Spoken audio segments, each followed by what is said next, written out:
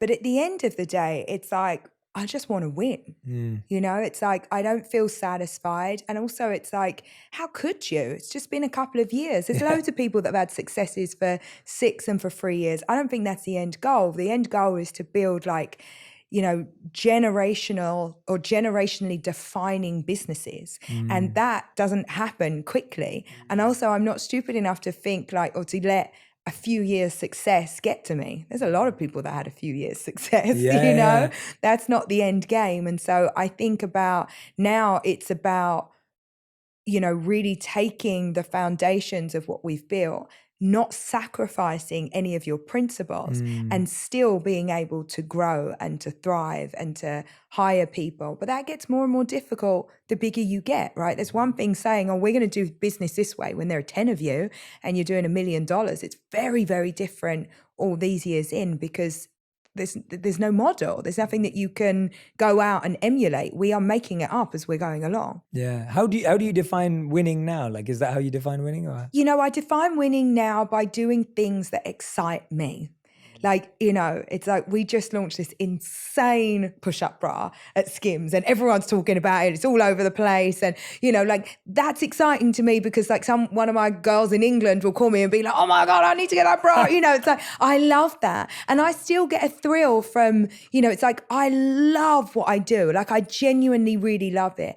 And I just want to keep getting better at it. And for me, it comes in so many different ways. It's like, I love giving people opportunities. I love the hiring part of it and getting to work with all different people. And I think that those things for me feel really successful. But if you were to ask me just to like boil it down, it would be like to continue the growth and what we're doing without sacrificing the principles that we set the companies up with. Right. Yeah. I don't want to dial it down because we're, you know, reaching some kind of like critical mass. Yeah. How do you...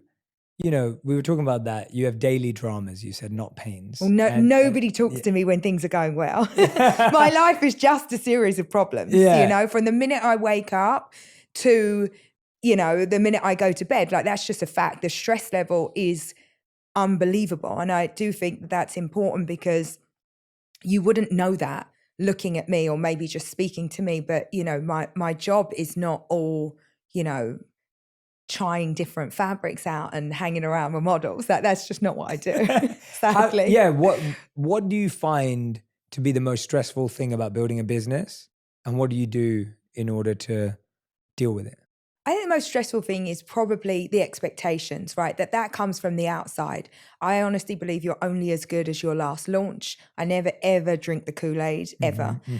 Smart, and I think that, you know, I happen to work in extremely high profile businesses where everything that we do is scrutinized. And with that comes a level of stress.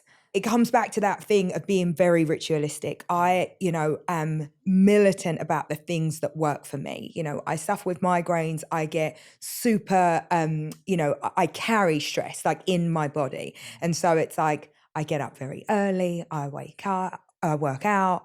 I meditate. I make sure I have to be up before my children are up because I need like quiet time. I need time to like focus. I'm like religiously grateful. Like I've trained myself to focus on the great stuff in my life because I feel like there is so much noise, you know, whether I like it or not. And so I could be overwhelmed every day in the things that are going on around me. And at the end of it, I'm like, looking up going, wow, the ceiling in my bedroom, like how could you even have a ceiling? I could never imagine that I'd have such a beautiful ceiling ever. You know, it's like I am someone who truly stops to smell the roses, like quite literally. I can find good happiness, joy in anything. And I really make it a point and a priority to do that every day.